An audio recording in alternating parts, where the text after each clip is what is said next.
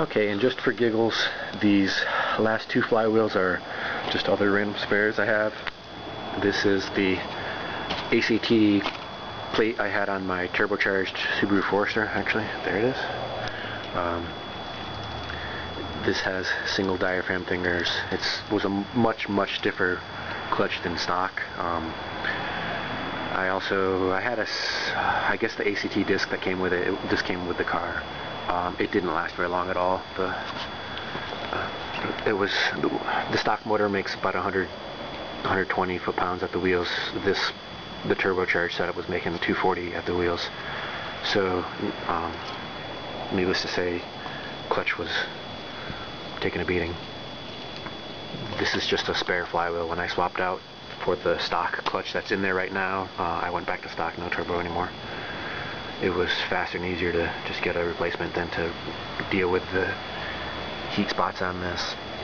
I did swap out that, the first time I did a clutch job on that car, I swapped out the ACT disc for this Clutchnet disc, which I probably had 30,000 miles on this disc. It looks like there's a significant amount of wear, but the rivets were always so close to the friction surface that there really was not much wear. I think this material is just so hard, it does not wear that fast. And this clutch was a beast. It was very difficult to drive and stop and go traffic, but I mean, I could burn up all four wheels by dropping it if I wanted. They handled the abuse. I mean, there's no damage to this really. I mean, you can see wear marks on the actual pads, but the actual disc itself, I mean, there's no issues at all. I mean, it's not like that was a ton of power for it either, though, so I don't know what that was rated for or anything. And this one is some unknown clutch. This says it's an Exedy. Interesting because, actually I shouldn't say unknown. It's unknown who made it, what it is, whatever. It came on a spare motor, f23 for a 4-cylinder Accord. This is just an interesting disc. It only has 4 springs.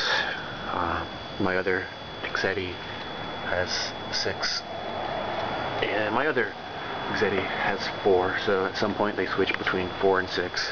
Both my Clutchnet puck designs have 6.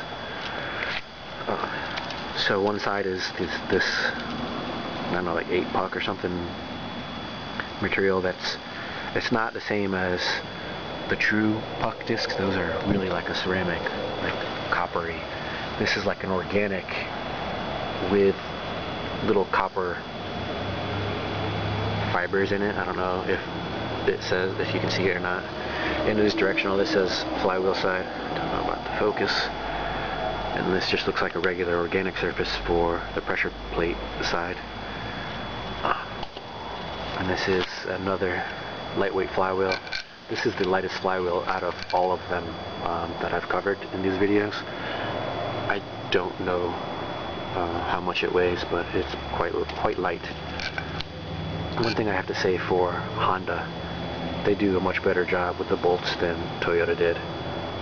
These are just a bigger diameter bolt with a 12-point head and a wide bolt circle. And I just lost my paper that blew away that had the measurements. Obviously nothing from either of these assemblies is compatible at all with the Toyota stuff I was covering earlier. Here's a Honda versus a Toyota bolt just for comparison. It's kind of crazy, but I mean, those Toyota bolts handle ridiculous power. So